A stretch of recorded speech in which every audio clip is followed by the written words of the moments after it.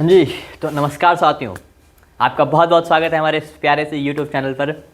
और आज हम इकोनॉमिक का पहला चैप्टर स्टार्ट करने वाले हैं। उसका नाम है डेवलपमेंट। आज हम पढ़ेंगे डेवलपमेंट क्या होता है, किसके लिए डेवलपमेंट क्या गोल रखता है, ठीक है, वो सारी चीज़ें हमें डिस्कस करना है। ठीक, तो आज इस चैप्टर, छोटा सा चैप्टर है, ज़्यादा बड़ा चैप्टर नहीं है, तो उम्मीद है आप मन लगा के पढ़ेंगे, ध्यान से पढ़ेंगे। और जहाँ पे दिक्कत आ रही है, जिस टॉपिक को समझ नहीं आ रहा है, कहीं पे डाउट आ रहा है, आप उसको कमेंट सेक्शन में ज़रूर लिखेंगे। ठीक, तो ये हमारा है टेलीग्राम चैनल। अगर आपको नोट्स चाहिए या आपको कुछ और भी क्वेरी हो, कुछ भी हो, तो आप इससे ज्वाइन करके आप डायरेक्ट मुझसे कांटेक्ट कर सकते हैं। ठीक, तो चलिए शुरू करते हैं। क्या होता है डेवलपमेंट, क्या होता है? सबसे पहले डेवलपमेंट क्या होता है? तो डेवलपमेंट किससे रिफर करता है बेटा? ग्रोथ से। ठीक है, किससे रिफर करता है? ग्रोथ से, कि किसी भी पर्सन की ग्रोथ हो रही है किसी भी फील्ड में। अब चाहे वो एजुकेशन की फील्ड में हो, चाहे उसके किसी स्पोर्ट्स के फील्ड में हो, पॉलिटिक्स के फील्ड में हो, या किसी भी फील्ड में अगर उसकी ग्रोथ हो रही है तो उसे हम क्या बोलते हैं? उसका डेवलपमेंट। डेवलपमेंट मतलब ग्रोथ। ठीक है, तो हम देखते हैं जो डेवलपमेंट होता है तो डिफरेंट पर्सन के अलग अलग डेवलपमेंटल गोल हो सकते हैं। सबका सेम डेवलपमेंट गोल नहीं हो सकता। जैसे मान लो मेरा डेवलपमेंट गोल है कि भाई मेरा यूट्यूब चैनल ग्रो हो जाए, या बच्चों को अच्छे से समझ आए, सारे बच्चे बढ़िया नंबर से पास हो जाए, मेरा डेवलपमेंटल गोल है। ठीक है, बाकियों का अलग हो सकता है। जैसे मान लो आपका डेवलपमेंट गोल हो जाएगा भाई कि आपको कहीं घूमने जाना है अपने दोस्तों के साथ, ठीक है, अपने प्रिय के साथ कहीं पे घूमने जाना है, तो आपका डेवलपमेंट गोल है। ठीक, उसके बाद जैसे कि यहाँ पे क्या लिखा है, क्या लिखा है यहाँ पे लिखा है different person different developmental goal, what may development for the one may not be development for the others. वही बताया गया भाई कि जो डिफरेंट पर्सन होते हैं उनका डिफरेंट डेवलपमेंट गोल होता है। किसी एक का डेवलपमेंटल गोल दूसरे के लिए सेम नहीं होता, किसी का अलग होगा, किसी का अलग होगा। ठीक है, it may even be destructive for others, या कई बार हो सकता है कि मेरा डेवलपमेंटल गोल दूसरे के लिए बेकार हो सकता है, उसको परेशान कर सकता है। ठीक, उसके बाद high support price for their. अब देखो सिंपल सा है कि जैसे अगर मान लो कि एक लेबर है, एक फार्मर है, कॉन्ट्रैक्टर है, मान लो एक बड़ा फार्मर है, तो उसको वो क्या चाहिए? वो कहता है कि मुझे हाई सपोर्ट प्राइस चाहिए अपने क्रॉप्स के लिए और चीप लेबर चाहिए। मतलब कि लेबर चीप मिल जाए, मतलब सस्ता मिल जाए, और जो हमारी क्रॉप का जो प्राइस है वो बढ़ जाए, तो वो उसके लिए डेवलपमेंटल गोल हो गया।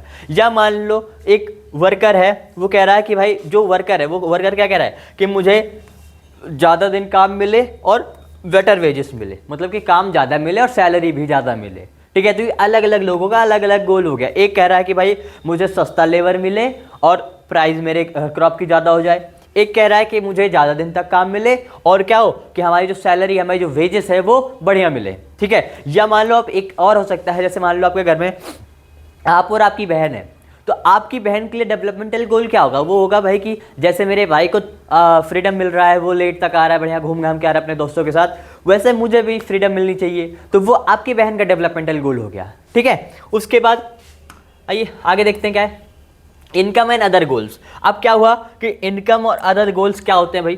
तो सिंपल सा है कि अलग अलग टाइप के गोल्स हो सकते हैं। जैसे क्या पे हुआ कि इनकम, एक तो होता है कि लोग कहते हैं भाई मेरी इनकम बढ़ जाए, मटेरियल गुड्स जिसके कहते हैं, मतलब कि क्या होता है, सीकिंग हायर वेजेस। किस लिए क्या कहते हैं कि भाई मुझे क्या मिले? हायर वेजेस मिले। बेटर प्राइस फॉर क्रॉप्स, हमारे क्रॉप्स के लिए बेटर प्राइस मिल सके। उसके बाद में more profit is crucial for the meeting basic needs and improving living standard. Simple सा है भाई कि जब आपकी इनकम बढ़ेगी, क्या होता है, जब आपकी इनकम बढ़ती है तो आप क्या करते हो, आपका जो लिविंग स्टैंडर्ड होता है वो बढ़ जाता है। मतलब कि सिंपल सा है, अगर आपके पास पैसे आ रहे हैं तो आप बढ़िया से लिविंग स्टैंडर्ड में रहने के लिए सोचोगे। मतलब जब पैसे नहीं है तो आप आराम से जो बेसिक नीड है वही फुलफिल कर रहे हो। लेकिन जो पैसे आ रहे हैं तो आपके जो सपने हैं बड़े बड़े से कि BMW में घूमना है, मर्सिडीज़ में घूमना है, फ्लाइट में घूमना है, ये सारी चीज़ें आप इंजॉय करोगे इनकम बढ़ने की वजह से। ठीक, उसके बाद कुछ आता है नॉन मटेरियल गुड्स। अब सिंपल सा है, कुछ लोग, सारे लोग इनकम के पीछे नहीं भागेंगे। मान लो सबको है पैसे पैसे पैसे चाहिए, लेकिन उसमें से कुछ और भी चीज़ें देखी जाती है। बियॉन्ड मनी पीपल प्रायोरिटाइज, मतलब कि सिंपल सा है कि मनी को हटा के भी लोग कुछ चीज़ों को प्रायोरिटी देते हैं। वो देखते हैं हम सबसे पहले। तो पहला था सिक्योरिटी। अच्छा, मान लो आप कहीं काम कर रहे हो और वहाँ पे बिल्कुल भी सिक्योरिटी नहीं है, आप अनसेफ हो, क्या वहाँ पे आप अच्छे से काम कर पाओगे? नहीं ना।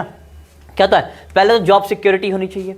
जॉब सिक्योरिटी मतलब कि आपकी जॉब सिक्योर होनी चाहिए। ऐसा नहीं कि आज शाम को जॉब खत्म करके गए, कल सुबह गए पहुंचे वहाँ पे तो कॉन्ट्रैक्टर ने कहा सॉरी सर आपकी छुट्टी हो चुकी है। तो ये सारी चीज़ें नहीं होनी चाहिए। दूसरा क्या है, फ्रीडम फ्रॉम फियर, मतलब कि भाई डर नहीं होना चाहिए काम करते टाइम। ऐसा नहीं कि भाई कभी भी हमारी मुलाकात यमराज जी से हो सकती है, ऐसा नहीं होना चाहिए। क्या है कि आप फियरलेस काम करो, है ना। उसके बाद क्या हुआ, रेस्पेक्ट और डिग्निटी, आपकी रेस्पेक्ट बनी रहे। मतलब कि ऐसा नहीं है कि काम कर रहे हैं और मालिक आ रहा है भाई काम क्यों नहीं कर रहा है, आपको 4 गाली सुना के चला गया, वो चीज़ आप नहीं बर्दाश्त करोगे। आप क्या करोगे, भाई हम जहाँ काम कर रहे हैं हमारी वहाँ पर रिस्पेक्ट और डिग्निटी होनी चाहिए। मतलब being valued in society and work place, society में और साथ में वर्क प्लेस में जहाँ पे आप काम कर रहे हो वहाँ पे दोनों जगह आपकी क्या होनी चाहिए, रिस्पेक्ट होनी चाहिए, डिग्निटी आपकी मेंटेन रहनी चाहिए, ये आप सोचते हो।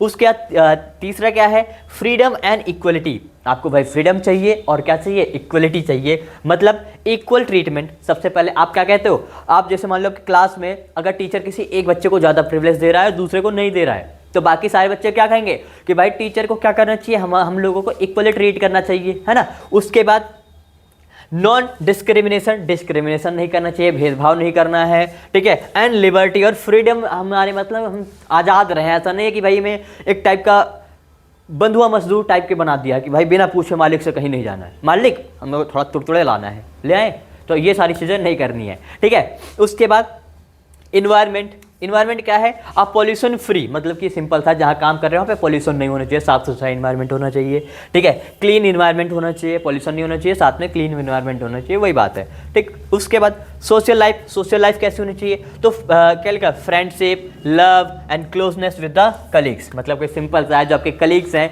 आपके जो साथ में काम कर रहे हैं, उनसे आपकी फ्रेंडशिप होनी चाहिए, ठीक है। उनसे कई बार आपको प्यार भी होना चाहिए, कई बार हो भी जाता है, ठीक है। और क्लोजनेस मतलब कि साथ में रहें, मतलब कि ऐसा नहीं कि भाई काम कर रहे हो और बगल में ही ऐसा लग रहा है कि भाई बगल में अनजान बैठा है, नहीं। अगर आप साथ काम कर रहे हो तो आप फ्रेंड जैसे हो, आप एक दूसरे से प्यार करो, ठीक है। उसके बाद तो ये सारी चीज़ें थी कि इनकम और अदर गोल्स। अब आते हैं नेशनल डेवलपमेंट क्या होता है, ठीक है।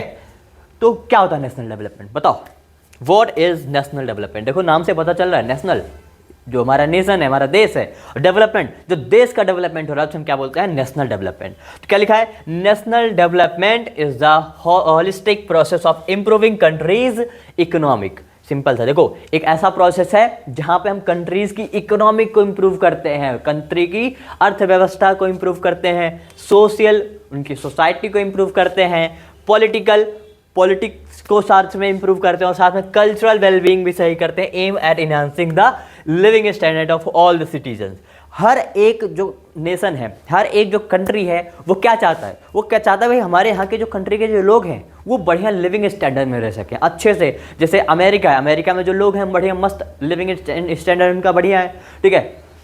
और इंडिया है, इंडिया में धीरे धीरे इंप्रूव हो रहा है, लेकिन जो कहाँ पर है, जैसे मान लो आप मान लो पाकिस्तान, वहाँ के लोगों का लिविंग स्टैंडर्ड कैसा है, बेकार है, भिखमंगी है वो लोग, है ना। उसके बाद अब आते हैं की dimensions and aspect of the national development. देखो की डायमेंशन क्या है, तो सबसे पहले क्या कहता है, इकोनॉमिक ग्रोथ। क्या कहता है, economic growth involve increasing per capita income. Simple सा है, पहले कहते हैं पर कैपिटा इनकम हमारी इंक्रीज होनी चाहिए। पर कैपिटा इनकम क्या होती है कि हाँ क्या होती है, ये आप कमेंट सेक्शन में बताओगे पर कैपिटा इनकम क्या होता है, ठीक है। पर कैपिटा इनकम, ठीक। उसके बाद एक्सपेंडिंग इंडस्ट्रीज, इंडस्ट्री को एक्सपेंड करना, और इम्प्रूविंग एग्रीकल्चर, एग्रीकल्चर को भी इंप्रूव करना। ये सारी चीज़ें अगर इंप्रूव होती हैं तो आपकी इकोनॉमिक ग्रोथ होती है, इससे क्या होती है, इकोनॉमिक ग्रोथ होती है। उसके बाद आते हैं सोशल डेवलपमेंट। सोसाइटी कैसे डेवलपमेंट हो रही है, सोशल डेवलपमेंट कैसे हो रहा है, तो फोकस ऑन लिटरेसी। सिंपल सा है कि जो लोग हैं अपने आसपास, अपने सोसाइटी के, हमारे देश के जो लोग हैं,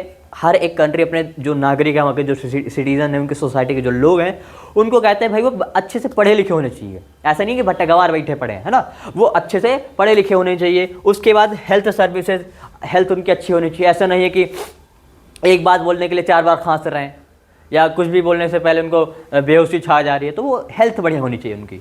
उसके बाद and improving the quality of life, quality of life improve होनी चाहिए, ठीक है। मतलब उनकी लाइफ की जो क्वालिटी है वो बढ़िया होनी चाहिए। आराम से मस्त सुबह उठे, चाय पी रहे हैं, न्यूज़पेपर खुला है और कहते हैं जी सुनती हो आज न्यूज़पेपर देखा आपने, आज ऐसा हमारे देश का ऐसा हाल हुआ पड़ा है, तो वैसा बैठ के नहीं करना, आपको काम करना ताकि क्या हो, आपकी क्वालिटी ऑफ लाइफ इंप्रूव हो सके।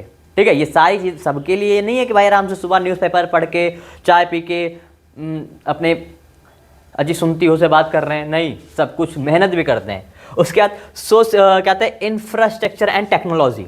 सिंपल सा है कि किसी भी देश का अगर इंफ्रास्ट्रक्चर और टेक्नोलॉजी अगर इंप्रूव होता है तो वो देश डेवलप करता है, वो कंट्री डेवलप करती है। मतलब यहाँ पे डेवलपमेंट ऑफ ट्रांसपोर्टेशन, सिंपल सा है, ट्रांसपोर्टेशन को डेवलपमेंट करते हैं, उसका डेवलपमेंट करते हैं। उसके बाद utilities and scientific advancement, simple सा है, जो कंट्री में साइंटिफिक एडवांसमेंट ज़्यादा होता है वो कंट्री डेवलप ज़्यादा करती है, ज़्यादा बढ़िया से डेवलप करती है, ज़्यादा जल्दी डेवलप करती है। जैसे अगर आप मान लो जापान और इंडिया को देख लो, जापान में क्या है, टेक्नोलॉजी बहुत गजब की टेक्नोलॉजी है, और इंडिया में उतनी बढ़िया टेक्नोलॉजी नहीं आई है, आ रही है लेकिन अभी उतनी नहीं आई है एज़ कम्पेयर टू जापान।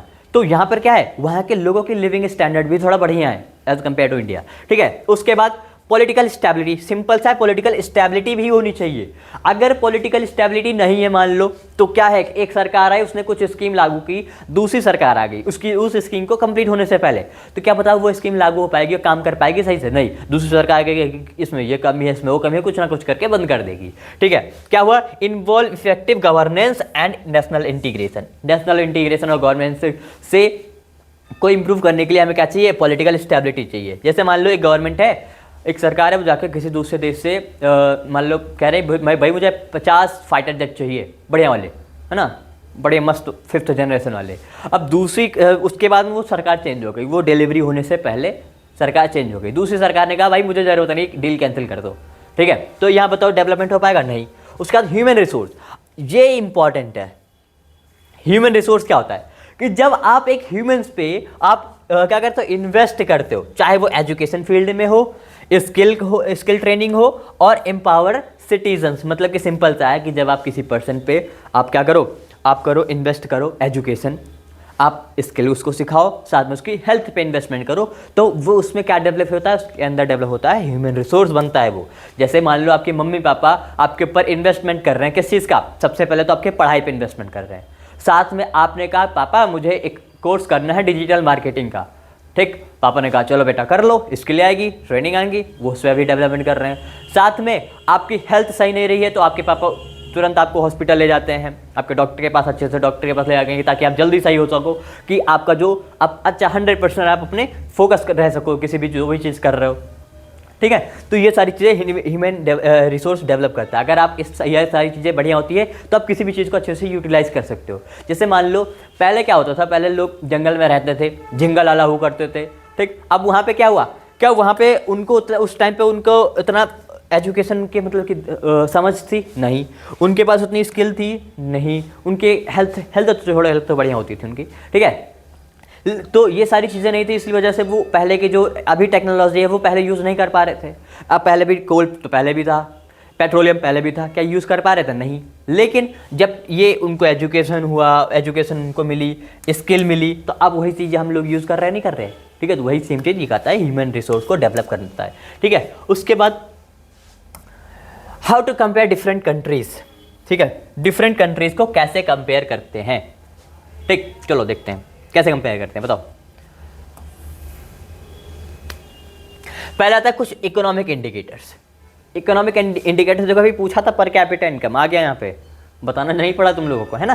तो इकोनॉमिक क्या हुआ, सिंपल सा है, जैसे इकोनॉमिक का मतलब सिंपल सा है कि अगर आप सैलरी मांग रहे हो, employees asking for salaries we like, माल किधर है ना, तो वो वाला नहीं। ये तो देखो इकोनॉमिक इंडिकेटर्स क्या होता है, पर कैपिटा इनकम। देखो क्या होता है, सबसे पहला पर कैपिटा इनकम देखते हो इकोनॉमिक इंडिकेटर्स में, तो देखो एवरेज इनकम, जिसे हम एवरेज इनकम कहते हैं, this is the total income of the region divided by its total population.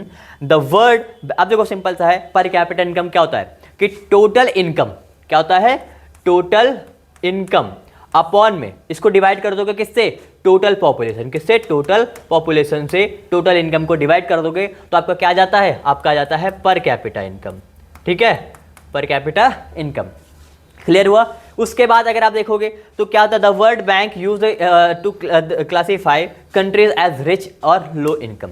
जिसकी पर कैपिटा इनकम ज़्यादा है, वर्ल्ड बैंक कहता है भैया तुम अमीर हो, वहीं बल्ले बल्ले है। उसके बाद जो जिसकी पर कैपिटा इनकम कम है उसको कहता है भैया कि तुम भिखमंगे हो, गरीब हो तुम। जैसे अगर मान लो इंडिया है, इंडिया की पर कैपिटा इनकम बढ़िया है मान लो, ठीक, तो वर्ल्ड बैंक कहता है इंडिया जी, इंडिया वालों आप बढ़िया हो, आप अमीर हो, आप बहुत बढ़िया हो, आपके यहाँ के जो लोग हैं अच्छे से रह रहे हैं, प्यारे से हैं, ठीक है। अब पाकिस्तान वाले क्या कहते हो, भिखमंगा है, कटोरा लेकर बैठता है ना। तो ये सारी चीज़ें किसके देखा हमने, पर कैपिटा इनकम पे देखता है वर्ल्ड बैंक। दूसरा क्या है, ग्रॉस डोमेस्टिक प्रोडक्ट, जीडीपी। क्या होता है, measures the total value of all goods and services produce within a country or state. क्या होता है कि जीडीपी क्या होता है, total value of all goods, total value of all goods, हर जितनी भी गुड्स प्रोड्यूस हुआ है उसकी टोटल वैल्यूज, और सर्विस प्रोड्यूस हुई है एक कंट्री या स्टेट के बीच में। सिंपल सा है कि तीनों सेक्टर का मिला के, primary sector, secondary sector, tertiary sector, इन तीनों का मिला के जितना प्रोडक्शन हुआ इसकी जो वैल्यू है उसे हम क्या बोलते हैं, ग्रॉस डोमेस्टिक प्रोडक्ट, ठीक है। अब जैसे मान लो हमारी जो जीडीपी मस्त है, हमारी जीडीपी क्या है, बढ़िया, हमारी जीडीपी एकदम गजब की है, ऊपर जा रही है धीरे धीरे, और पाकिस्तान की जीडीपी ऐसे है, ठीक है। लेकिन फिर भी पाकिस्तान वाले कहते हैं जनाब इंडिया वालों की जीडीपी हमसे बहुत बेकार है ना जनाब। तो इंडिया वालों की जीडीपी बाबू आपसे बहुत बढ़िया है, बहुत ज़्यादा बढ़िया है, ठीक है। आपकी तरह हम वर्ल्ड बैंक से भीख नहीं मांगते हैं, ठीक। उसके बाद तो ये चैप्टर हुआ आपका, कंपेयर कैसे करते हो, पहला तो हुआ इकोनॉमिक इंडिकेटर से करते हो। दूसरा कुछ social and human development indicators होते हैं, कुछ सोशल और ह्यूमन डेवलपमेंट इंडिकेटर्स होते हैं। जैसे यहाँ पे आता है human development index, HDI, important है, पढ़ के जाना, पेपर में आ सकता है, ठीक है। As more holistic measure published by the United Nations Development Program UNDP, it combine the indicators for the life expectancy, education, literacy and school enrollment जिसे हम कहते हैं, ठीक। उसके बाद पर कैपिटा इनकम।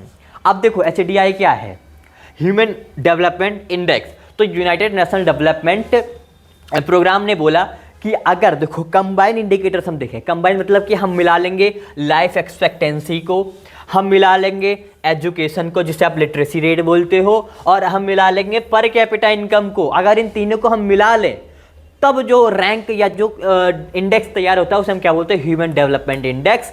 तब उसके बेस पे भी हम कंट्रीज को रैंक के हिसाब से डिवाइड कर सकते हैं। उसके बाद अब आते हैं लाइफ एक्सपेक्टेंसी। बोलते हो सर ये आपने लाइफ एक्सपेक्टेंसी बोला, इसका मतलब क्या है, तो सुनो इधर क्या लिखा है, the average life span of a person in that region reflecting the quality of health care and nutrition. क्या होता है कि किसी भी रीजन का जो लाइफ स्पैन है किसी भी पर्सन का, वो शो करता है कि वहाँ की हेल्थ केयर कैसी है और वहाँ के न्यूट्रिशन कैसे हैं। जैसे मान लो मैं अमर हूँ, मान लो मैं 100-200 साल जी रहा हूँ, तो इसका मतलब है कि मेरे एरिया का जो हेल्थ केयर है, मेरे एरिया का जो न्यूट्रिशन है वो बहुत गजब का है, मतलब मेरी लाइफ एक्सपेक्टेंसी बहुत ज़्यादा है, ठीक। उसके बाद लिटरेसी रेट क्या होता है, लिटरेसी रेट होता है कि the percentage of population that can be read and write serving as a measure of the education systems reach. क्या होता है कि टोटल परसेंटेज, मतलब कि कितना परसेंटेज, कितने परसेंट लोग अपना मतलब कि लिख ले रहे हैं और मतलब कि लिख ले रहे हैं और क्या कर रहे हैं, रीड कर पा रहे हैं, लिख ले रहे हैं और रीड कर पा रहे हैं, उन्हें हम क्या बोलते हैं, लिटरेसी रेट। मतलब कि हमारी एजुकेशन कितना ज़्यादा बढ़ चुका है। जैसे मान लो हमारी जितनी भी पॉपुलेशन है वो टोटल पॉपुलेशन अगर क्या कर रही है, बढ़िया से अच्छे से लिख ले रही है, बढ़िया अच्छे से पढ़ ले रही है, तो वो बोलेंगे भाई हमारी तो लिटरेसी रेट लाजवाब बढ़िया है ना। उसके बाद इन्फेंट मॉर्टेलिटी रेट क्या होता है, तो इसमें कहता है नंबर ऑफ डेथ पर 1000 लिव बर्थ। क्या हुआ कि 1000 में से 1000 बच्चे पैदा हुए और उसमें से कितने बच्चे निपट गए, मतलब कि उनकी डेथ हो गई, ठीक है। तो वो चीज़ कौन सा करता है, इन्फेंट मॉर्टेलिटी रेट, ठीक है। Indicators effectiveness of the maternal and child health services. ये क्या रिफ्लेक्ट करता है, ये रिफ्लेक्ट करता है कि किस हिसाब से हमारे यहाँ पे चाइल्ड हेल्थ सर्विसेज बढ़िया हैं। जहाँ पे ये कम होता है, मतलब कि 1000 में से कम बच्चे मर रहे हैं, ठीक है, कम बच्चों की डेथ हो रही है, तो मतलब कि वहाँ के हेल्थ जो चाइल्ड हेल्थ केयर है वो बहुत बढ़िया है। अगर मान लो 1000 में से 700 बच्चे निपट गए, मतलब कि हाँ बहुत घटिया है, बहुत घटिया सर्विस है वहाँ की, है ना। उसके बाद आइए आगे देखते हैं ह्यूमन डेवलपमेंट रिपोर्ट क्या होता है। अब ह्यूमन डेवलपमेंट भाई किया है तो कुछ रिपोर्ट तो बनेगी। जैसे आप पेपर में तार के आते हो, है ना, पेपर में बढ़िया अच्छे से करके आते हो, तो वो रिपोर्ट तो बनता है, आपके पापा तक पहुँचता है। तो ऐसे यहाँ पे क्या है, the report score matric and the human development index rank 193 countries based on the 3 key dimension. ठीक है, ये जो रिपोर्ट है किस चीज़ों को देख के बनाई जाती है, किस चीज़ों को, पहला तो है हेल्थ, पहला क्या है हेल्थ, कि आपके यहाँ पे हेल्थ कैसी है, measured by the life expectancy at birth, birth से लेकर आप कितने साल तक जी रहे हो। अगर आप अमर हो तो आपके यहाँ की हेल्थ बहुत गजब की है, अगर आप अमर नहीं हो तो हेल्थ उतनी बढ़िया नहीं, ऐसा नहीं है। नहीं तो पेपर में लिख के आ जाओ सर ने बोला कि अमर हो, अमर नहीं मतलब कि अगर आप ज़्यादा जी रहे हो, ज़्यादा साल तक जी रहे हो तो आपकी हेल्थ केयर बढ़िया है। अगर आप पहले निपट जा रहे हो तो आपकी हेल्थ केयर बेकार है। उसके बाद education measured by the mean year of the schooling for the adults and the expected year of the schooling for the children. Simple सा है कि इसमें से कितने लोग पढ़ रहे हैं, स्कूल जा रहे हैं, कितने लोग नहीं जा रहे हैं, वो सारी क्या कहते हैं एजुकेशन। अगर बढ़िया लोग जा रहे हैं स्कूल तो एजुकेशन बढ़िया है, कम लोग जा रहे हैं तो एजुकेशन बेकार है। स्टैंडर्ड ऑफ लिविंग, आपके देश का स्टैंडर्ड ऑफ लिविंग कैसा है, measured by the gross national income per capita, मतलब कि आपके देश में टोटल कितना इनकम हो रहा है उस हिसाब से आपके यहाँ के लोगों की स्टैंडर्ड ऑफ लिविंग का हम मेजर करते हैं। ठीक है, तो इस तीनों बेस पे हम क्या तैयार करते हैं, ह्यूमन डेवलपमेंट इंडेक्स या सॉरी रिपोर्ट। ठीक है, आगे अब बॉडी मास इंडेक्स क्या होता है, चलिए भाई देखते हैं बॉडी मास इंडेक्स का मतलब क्या होता है। तो इसको कैलकुलेट करना बहुत ईजी है, देखो लिखा है ना इजी टू कैलकुलेट, लिख दिया मैंने इसलिए बाद में मत बोलना। ठीक है, take the weight of the person in KG, मान लो आपने वेट लिया किसी पर्सन का, किस में लिया आपने, केजी में, अपॉन में, किस में लिया आपने, केजी में लिया है, और अपॉन में आपने क्या करा, then take the height of the person, आपने हाइट लिया किस में लिया, मीटर में, किस में लिया आपने, मीटर में। ठीक, उसके बाद में आपने उसको स्क्वायर क्या कर दिया, स्क्वायर कर दिया उसका, और फिर इस वेट को, जो आपने वेट था केजी में, और उसको डिवाइड कर देना हाइट को मीटर में जो लिया था उसके स्क्वायर से, तो आपको क्या निकल जाएगा, आपका निकल जाएगा BM और I, BMI। ठीक है, तो आते हैं, अगर अब देखो BMI अगर आपने निकाल लिया है, ठीक, उसके बाद क्या हुआ, if this figure is less than 18.5, अगर 18.5 से आपका BMI कम है, मतलब कि 18.5 से BMI कम है, तो आपको क्या बोला जाएगा कि आप कंसीडर दो अंडर नरिश्ड, मतलब कि आप खाते नहीं हो, आप पतले हो। ठीक है, उसके बाद अगर BMI क्या है, मोर देन 25 है, मतलब कि सिंपल सा है कि अगर देखो सर, अगर 18.5 से कम है तो आपका वेट क्या है, लो वेट है। ठीक है, अगर 20 से ज़्यादा है तो आपका क्या है, ओवर वेट हो आप। ठीक है, क्या हो आप, ओवर वेट हो, समझ आया। 18.5 से कम है तो आपका वेट कम है, अगर 18.25 से ज़्यादा हो तो आप क्या हो, ओवर वेट हो। ठीक है, तो ये कहता है हमारा BMI। ठीक, उसके बाद पब्लिक फैसिलिटी। अब देखो पब्लिक फैसिलिटी क्या होता है, पब्लिक फैसिलिटी ऐसी फैसिलिटी जो गवर्नमेंट के द्वारा आपको प्रोवाइड करी जा रही है, जो गवर्नमेंट के द्वारा आपको प्रोवाइड करी जा रही है उसे हम क्या बोलते हैं, पब्लिक फैसिलिटी। आप बोलोगे सर ये जो पार्क है, ये जो हॉस्पिटल है, सरकारी जो स्कूल है, ये क्या सारी पब्लिक फैसिलिटी में आती है, हाँ जी सर, ये सारी पब्लिक फैसिलिटी में आती है। ठीक है, money in your pocket can not buy all the goods and services that you may need to live well. आपके पास बहुत सारा पैसा है, तो क्या वो जो पैसा है वो एक बढ़िया सी आपको आपकी सारे नीड्स को फुलफिल कर सकता है ताकि आप अच्छे से रह सको, नहीं। आप कहोगे सर कैसे, पैसा तो सारी हर एक चीज़ खरीद सकता है, मान लो ठीक है, चलो पैसा बहुत खरीद सकते हो, पैसे से क्या आप अच्छे से क्लीन इन्वायरमेंट खरीद सकते हो, एक साफ़ सुथरा इन्वायरमेंट खरीद सकते हो, नहीं ना। आप शिफ्ट कर जाओगे बात अलग है, लेकिन आप एक साफ़ सुथरा इन्वायरमेंट नहीं खरीद सकते। ठीक, उसके बाद क्या हुआ, income by it's not a completely adequate the indicators for the material goods and service that citizen are able to use. अब देखो सिंपल ये नहीं कि इनकम आ गई, आपने मटेरियल गुड्स मतलब कि समझ लो आपने जो आपको चाहिए, आपको बढ़िया सा घर चाहिए, आपको कार चाहिए, आपको खाना चाहिए अच्छे से, आपको रहना चाहिए अच्छे से, तो क्या सारी ये चीज़ें खरीदोगे और अच्छे से रह पाओगे, नहीं। अगर मान लो पॉल्यूशन ही भरा पड़ा है, क्या कर लोगे इन लोगों का, है ना। उसके बाद क्या है, actually for many of the important things life the best way also then cheapest way provide the these good and service collectively. Simple सा है कि कई बार कुछ गुड्स ऐसा होता है चीपली होता है लेकिन फिर भी आपको पास अवेलेबल नहीं होते, कुछ होता है कि भाई महंगे होते हैं तो पैसे की वजह से नहीं हो पाते हैं। ठीक है, उसके बाद केरला, आप देखो एग्जांपल देखते हैं, केरला क्या है, केरला लो इन्फेंट मॉर्टेलिटी रेट है, मतलब कि केरला में जो बच्चे हैं वो अच्छे से मतलब कि उनका जन्म हो रहा है, उतने लोग वहाँ पे मर नहीं रहे, है ना। उसके बाद क्या है, in some state public distribution system, यहाँ पे उसको सही करने के लिए क्या किया हमने, पब्लिक PDS हमने लगाया जिसमें से वो अच्छे से काम करे, उसके वहाँ के जो लोग हैं खाना पीना अच्छे से खाएं। Sustainability of development. अब आते हैं सस्टेनेबिलिटी ऑफ डेवलपमेंट क्या होता है। तो अगर मान लो suppose a particular country is quite develop, मान लो कोई कंट्री है बड़े से डेवलप्ड है, ठीक है, we would certainly like this a level of development to go up the further or least be maintain for the future generation. अब आप मान लो ऐसा डेवलप हो कि भाई आपको अपने एनवायरमेंटल को उसको इतना ज़्यादा क्या कहना मेंटेन नहीं करना है फ्यूचर जनरेशन के लिए, ठीक। उसके बाद क्या, since the second half of the 20th century a number of scientist, सबसे सिंपल था है, इन्होंने क्या बोला कि वार्निंग दे दी कई सारे साइंटिस्ट ने कि अभी आप जो डेवलपमेंट कर रहे हो ना, ये सस्टेनेबल डेवलपमेंट नहीं है, इससे आप सस्टेनेबल डेवलपमेंट नहीं कह सकते हो, ठीक है। इसलिए थोड़ा सही से आ जाओ, ये देख लो क्या हाल बना दिया है। पहले हमारी अर्थ ऐसी हुआ करती थी, इतनी गजब की प्यारी सी हुआ करती थी, और अब देखो आप लोगों ने कैसा बना दिया है ना। तो इसको भी इसी तरह बनाना है, ये आपकी भी रेस्पॉन्सिबिलिटी है, मेरी भी है, ठीक। तो आज आपको इस चैप्टर से ये भी सीखना है कि भाई आपको अपने इन्वायरमेंट को अच्छे से साफ सुथरा भी रखना है, आपको आसपास में अपने साफ सफाई रखनी है, ठीक है। उसके बाद ग्राउंड वाटर इन इंडिया, अब देखो ये दादी जी इतना पानी भरी, इतने पानी भरी, पीछे से तालाब भर गया, है ना। तो इसके बाद में देखते हैं nearly 1/3 of the country is over using their ground water reserves, ठीक है। 1/3 ऑफ द कंट्री का 1/3 क्या है कि ओवर यूज कर रहे हैं किसका, ग्राउंड वाटर रिजर्व का। ग्राउंड वाटर जितना उसको ओवर यूज कर ले रहे हैं, ठीक है। जैसे ये दादी जी देख लो, मैंने आपको बताया कि तालाब भर दी पूरी, कहां से लाती हूँ दादी इतनी एनर्जी, ठीक है। उसका ground water over use is particularly found the agriculturally purposes. Simple सा है कि ग्राउंड वाटर सबसे ज्यादा कहाँ यूज होता है बेटा, एग्रीकल्चर के लिए यूज होता है कि भाई हम खेती कर रहे हैं, हम पानी की यूज कर लेंगे, ट्यूबवेल लगा लेंगे अपना, ठीक है। Region on hard rocks plateaus areas of the central and south India, जो प्लेट्यूज एरिया है जो साउथ इंडिया वहाँ पे ज़्यादा यूज हो रहा है। सम कोस्टल एरियाज में भी यूज हो रहा है। Rapidly growing the urban settlement, यहाँ पे किस लिए यूज हो रहा है, क्योंकि यहाँ पे अर्बन सेटलमेंट का ग्रोथ हो रहा है। तो आपको देखो अर्बन सेटलमेंट का ग्रोथ हो रहा है तो ग्राउंड वाटर तो यूज होगा, लेकिन आपको ये भी इंश्योर करना है कि आपको सप्लाई वाला जो गवर्नमेंट सप्लाई दे रही है ना वाटर की, उसको आप कर लो, भले आप घर पे एक आरओ लगवा लो, ठीक है। तो वो चीज़ यूज करो ताकि भाई आपका ग्राउंड वाटर थोड़े काफ़ी दिन तक क्या रहो, सेफ रह सके, आगे फ्यूचर जनरेशन के लिए बचा रह सके। नहीं तो बाद में आपके बच्चे आपको गाली देंगे, है ना, कि पापा जी सब सत्यानाश करके चले गए, ठीक।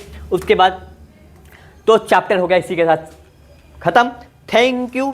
आए रुक जा भाई, ठीक है, क्या है, थैंक यू आपका यह है उपकार जिंदगी भर याद रहेगा, ठीक। तो मैं बोल रहा हूं थैंक यू, आपका ये उपकार जिंदगी भर याद रहेगा, जो आपने इतने अच्छे से हमारे इस लेक्चर को देखा। और उम्मीद है आज के लेक्चर में आपको मजा आया होगा, आपको समझ आया होगा जो भी समझाया मैंने। और कोई भी डाउट अगर आपको होगा, कुछ भी डाउट होगा, कोई भी क्वेश्चन समझ नहीं आया, कोई टॉपिक समझ नहीं आया, तो आपको कमेंट सेक्शन में बताने हैं। साथ में अगर समझ आ गया होगा तो चैनल को सब्सक्राइब कर देना है, वीडियो को लाइक कर देना है और अपने दोस्तों के साथ शेयर जरूर करना है। और आपको एक चीज़ और याद करना है, अगर आपको इस चैप्टर के नोट्स चाहिए या इस एसएसटी के कोई भी चैप्टर के नोट्स चाहिए तो आप हमारे टेलीग्राम चैनल पर जुड़ सकते हो, ठीक है। और टेलीग्राम चैनल का स्कैनर हमने स्टार्टिंग में दे रखा है, ठीक है। तो इसी के साथ बहुत बहुत धन्यवाद आप लोगों का, ठीक है। मिलते हैं अगले लेक्चर में।